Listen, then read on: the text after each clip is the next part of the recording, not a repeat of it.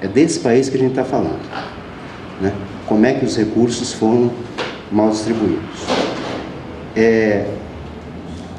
Em São Paulo, então, eu acho que vai ter que ter, primeiro, iniciativas de controle sobre a atuação da Polícia Militar, né? Eu acho que a pauta dos direitos humanos para dentro da Polícia Militar, ela tem que estar presente, e a gente vai ter que fazer um grande esforço para que a militarização, primeiro, criar um outro tipo de polícia, né, que de fato esteja lá para promover a paz e não simplesmente promover a guerra, que é o que a gente tem assistido. A segunda coisa que eu vou ficar por aqui é imprescindível para o mandato parlamentar na Assembleia Legislativa que a gente consiga fazer valer, sem estresse, uma marcha da maconha em São Paulo, né? O pessoal do Rio tira sarro da gente, né? Chama os paulistas, Renato Cinco me falando, vocês estão na Idade Média, né? Vem para o Rio. Falei, não, calma aí, né? Tudo bem, eu vou para o Rio e tal, mas veja, é uma coisa tão retrógrada. Sequer a gente tem um espaço para poder discutir com visibilidade essa questão. Enquanto a gente, outro ponto, não conseguir democratizar os meios de comunicação para que essas pautas consigam ter visibilidade, consigam ter o seu espaço de exposição, de explanação, também a gente sempre vai avançando pelas rebarbas, né? Eu acho que a gente precisa tomar um conjunto de medidas, inclusive que estão lá previstas no Plano Nacional de Direitos Humanos, que as pessoas recuaram, né? Não sei se era isso que o Ale estava querendo se referir com acenos, né? Mas a gente acena e dá tchauzinho, depois não dá, né? Ou a gente enfrenta e faz valer. Veja, o Plano Nacional de Direitos Humanos não é de grupo A, B ou C. É um esforço coletivo que a sociedade brasileira conseguiu alcançar. Não dá para recuar dele por conta de pressões do pensamento mais conservador, do pensamento mais reacionário que existe na sociedade. A gente está no século XXI, num governo dito de esquerda, e se é de esquerda, a gente sabe para onde é necessário avançar. Porque se nós não avançarmos, o recuo vai ser, não 2 passos para trás, mas talvez recuo de 20, 30 anos de luta em que nós estivemos envolvidos pelas liberdades civis, pela igualdade social, pelo socialismo e pela liberdade. Muito obrigado.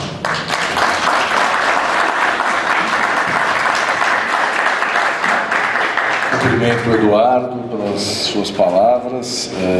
Sua fala me fez lembrar também daquele documentário A Criança é a Alma do Negócio, né, que mostra a covardia da propaganda direcionada ao público infantil.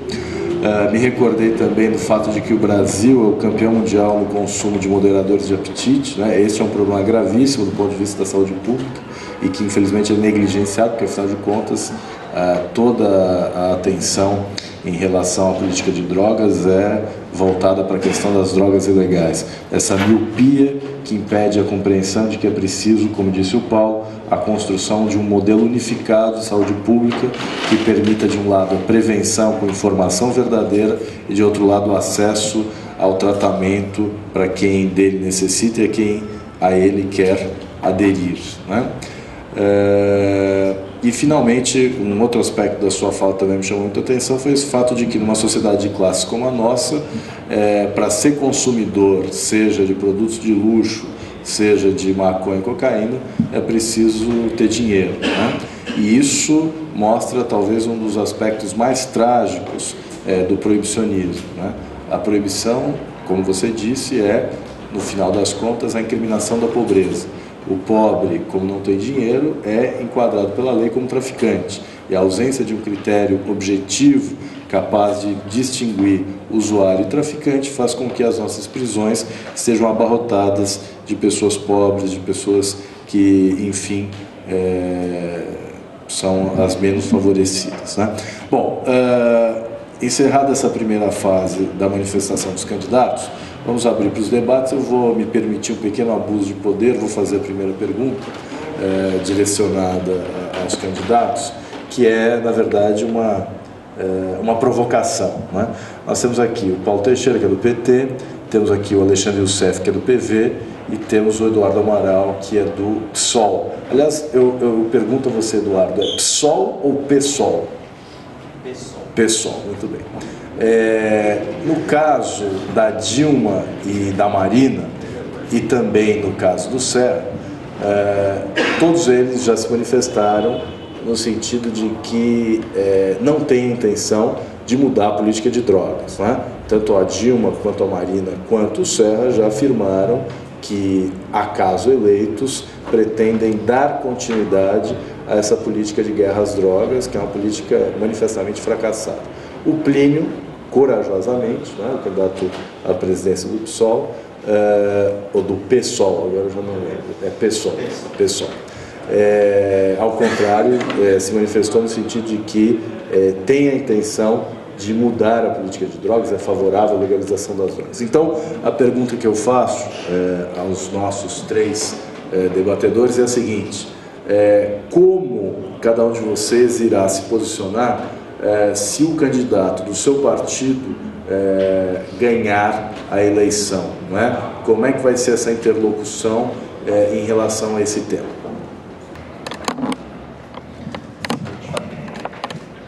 Alô. Bom dia a todos e a todas. Sou o Rodrigo, faço políticas públicas na USP Leste. Quero parabenizar e agradecer os três candidatos aqui presentes e tocar um pouco na questão dos avanços e tudo mais. Acho que qualquer mudança que a gente faça não vai ser colocada de cima para baixo, né? E isso o Eduardo falou muito bem. Os movimentos sociais, de baixo para cima, essa construção coletiva é muito importante. E aí eu vou lembrar, sim, o atual governo fez, sim, acho que mais de 60 conferências nacionais, inclusive de comunicação, que todas as resoluções foram encaminhadas para um congresso, e aí vai ficar para vocês, aí ano que vem, trabalhar em cima delas. E uma dessas resoluções, em uma outra conferência, foi o Plano Nacional de Direitos Humanos, né? O terceiro Plano Nacional de Direitos Humanos, que foi uma aprovação de uma conferência nacional, uma elaborada discussão, como outros exemplos. O Plano Nacional de Cultura também foi assim, de educação vai ser assim. E aí, eu acho que essa questão da esquerda e do movimento unido é muito importante. E aí eu não vi, por exemplo, Alexandre, eu lembro quando o Plano Nacional de Direitos Humanos foi colocado em pauta pela mídia, e sendo arrebentado pela mídia, todo dia na televisão, Bandeirantes, Globo, né, a Bert, enfim, uma série de pessoas de mídias arrebentando o Plano Nacional de Direitos Humanos. Isso foi em janeiro.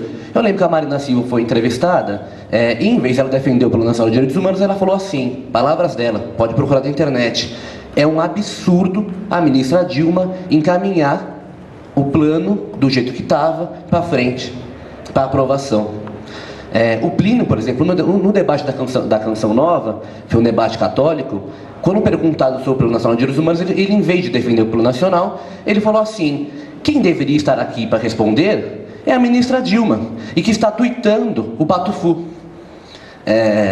E não fez a defesa do Plano Nacional de Direitos Humanos. E só pegando também, cutucando um pouco o Alexandre também, eu também queria perguntar se a Marina e o seu Gabeira vão romper com o César Maia e com o Índio da Costa. Que é uma questão que eu acho também que é importante colocar, né? E isso, assim, isso realmente tem sim, Gabeira, tem sim em todas as questões. O Gabeira vai, e a Marina também está ali, o PV está na mesma chapa que o Democratas do Rio de Janeiro. Não, tudo bem. O PV, depois você pode completar. O PV está na mesma chapa que o Democratas e o PPS no Rio de Janeiro, que é do Índio da Costa. Mas enfim, eu acho que isso tem, eu não estou criticando, eu acho que a gente tem, deixa eu falar, por favor, obrigado. Eu acho que isso tem todas as questões e é realmente um programa, é muito difícil a gente colocar isso.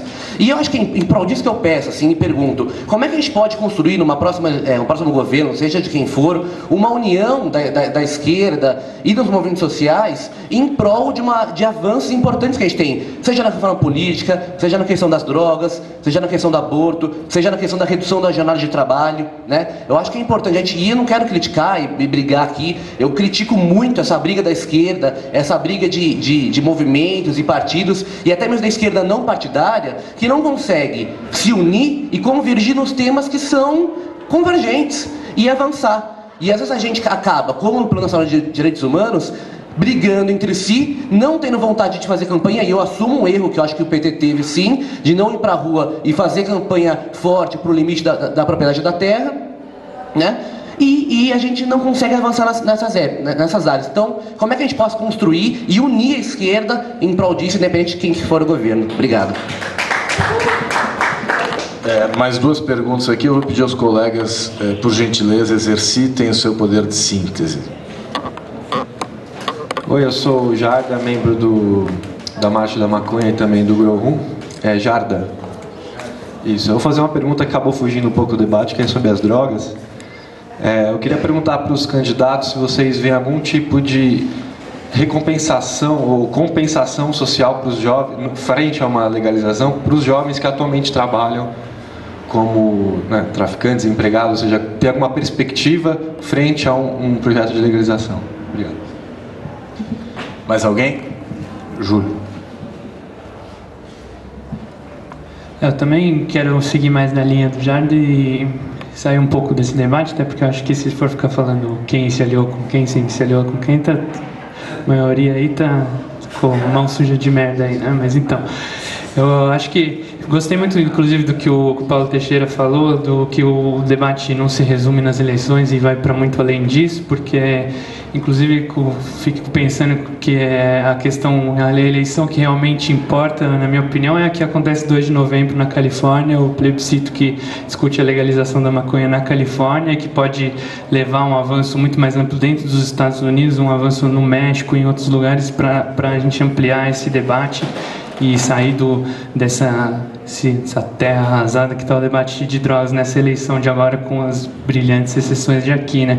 Então, e aí acho que nesse sentido, talvez o que você citou da Maria Luz Caram, o otimismo dela, eu acho que dá para concordar em certo sentido, dá para concordar que o proibicionismo tá ruindo, né? A gente está vendo o México descriminalizando, a Argentina descriminalizando no passado, a República Tcheca no passado, tem diversos países na Europa que têm alternativas menos repressivas, tem iniciativas como a Comissão Drogas e Democracia na América Latina, tem os presidente da Colômbia, presidente do México, etc.